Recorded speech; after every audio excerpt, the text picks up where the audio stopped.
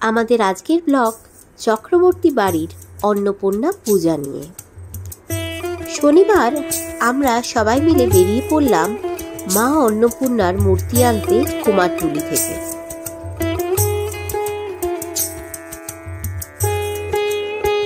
সবাই মিলে আমরা একটা নির্দিষ্ট স্থানে দেখা করলাম, আর তারপরে আমাদের গাড়ি আসতে আমরা বেরিয়ে পড়লাম মা অন্নপূর্ণাকে আনতে কুমারটুলিতে।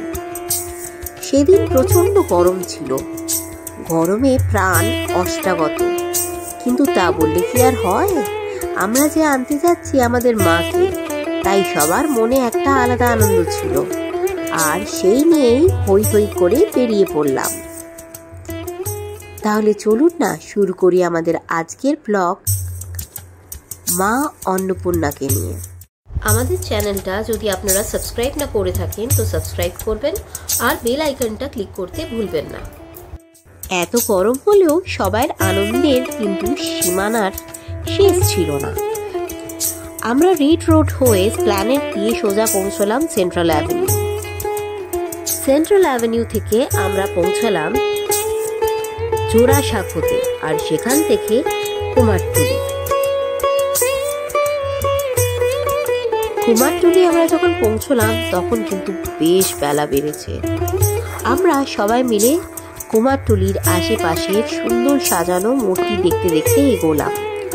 আমাদের মূর্তি আগে থেকে ফোনে বলা হয়ে গিয়েছিল, আজ কেবলমাত্র ঘরের মেয়েকে ঘরে আনার পালা।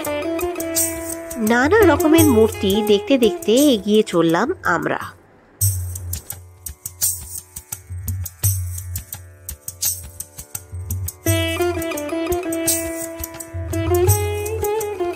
কুমারটুলির খুব পুরনো দোকান কাঞ্চিপালের, সেখানেই আমাদের বলা হয়েছিল মূর্তিটি দেখে তো আমাদের সবার খুব পছন্দ হয়ে গিয়েছিল। আর অপেক্ষা কিসের? না আর দেরি নয়, এবার সোজা মাকে গাড়িতে তোলা আর নিয়ে আসা আমাদের বাড়িতে।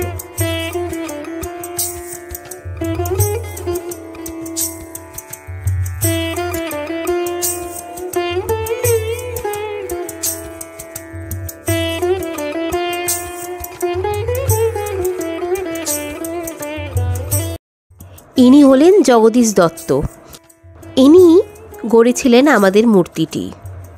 আমরা জানতে পারলাম আগে এই দোকানটি ওনার স্ত্রীর ছিল, ওনার মৃত্যুর পর ইনিই চালান স্ত্রীর দোকানটি। আপনারা যদি ওনার কাছ থেকে মূর্তি গড়াতে ইচ্ছুক হন তবে আপনাদের জন্য আমি ওনার নাম্বারটি স্ক্রিনেই দিয়ে রেখেছি, আপনারা নিয়ে নিতে পারেন। আপনারা হোয়াটসঅ্যাপে ওনাকে অর্ডার করবেন এবং একটি নির্দিষ্ট দিনে আপনারা এসে এখান থেকে ডেলিভারি নিয়ে যাবেন।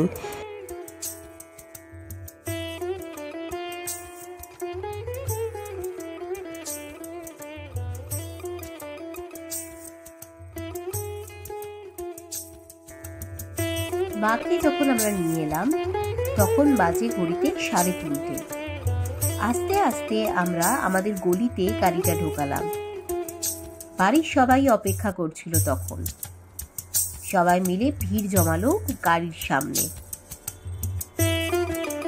শঙ্খধ্বনি আর উলু দিয়ে আমরা মাকে আহ্বান জানালাম বাড়ির ভেতরে।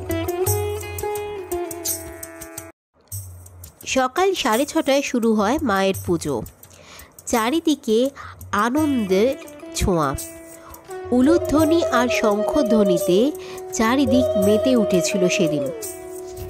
ছোট্ট পুচকেটাও ঢাকের কাঠি হাতে নিয়ে বেশ মনের আনন্দে বাজাচ্ছিল ঢাক।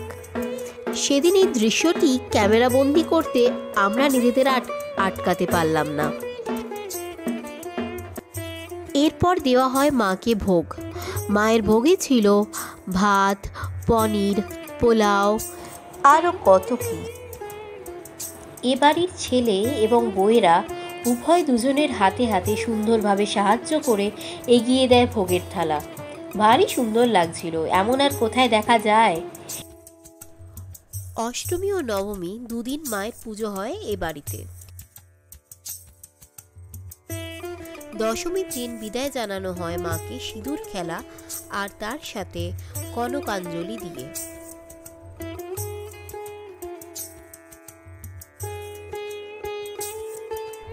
বড় ছোট সবাই তালে তাল মিলিয়ে মায়ের জয়গান করতে করতে মাকে বিসর্জন দিতে যান আর মনে মনে প্রার্থনা করেন মা যেন আবার আগামী বছর ঘর আলো করে আসে।